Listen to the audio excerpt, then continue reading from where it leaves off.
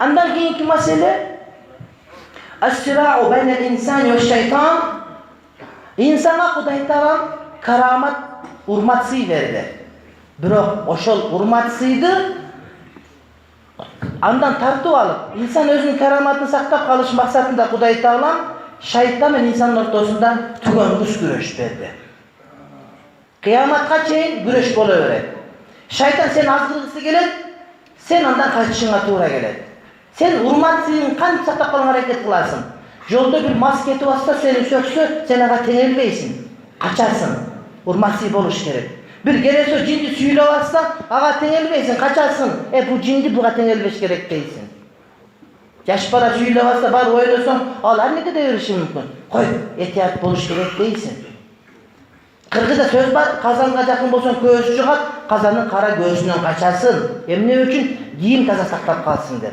Oşonda öyle adam özünün adamgerçiligin, insan ekenligin saklap kalığı üçün hurmatly bir tuğanın oşol jaman nerselerden, şeytandan söz türde kaçar, antbese adam al balega düşüp kalışı mümkün.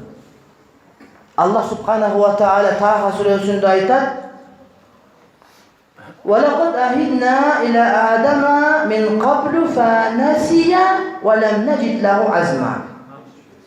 Göp yerde gelir, biz insana öğrettik, bırak insan unutup kaldı. Şeytan başkası ağılır.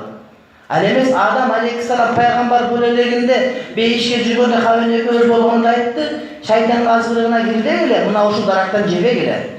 Eğer uşul daraktan cebesinger, anda size tüvelip beyişi olursunar, tüvelip özünün padişahlığına da kalasınar dedi. Bırak Adam aleyhisselama şeytan gel uşunu cesen, sen tüvelip oluşun davaldağında ceb, anı havenemiz iyetçidir. Oşandikende bunların giyimi cigetip cılanaç bolup, daraktın jalbırağымен abirleri saklap kalıştı. Anam Kuday Taala bular jerge düşürdü, uvadat karbagandığı üçün. Andan keyin tövbe kılganda buğa peygamberçilik geldi. Başında peygamber emese de, keyin buğa peygamberçilik gelip, birinci peygamber Adam aleyhisselam oldu. Oşol günden şu günge çeyin, şeytan daima vaskasa kılar.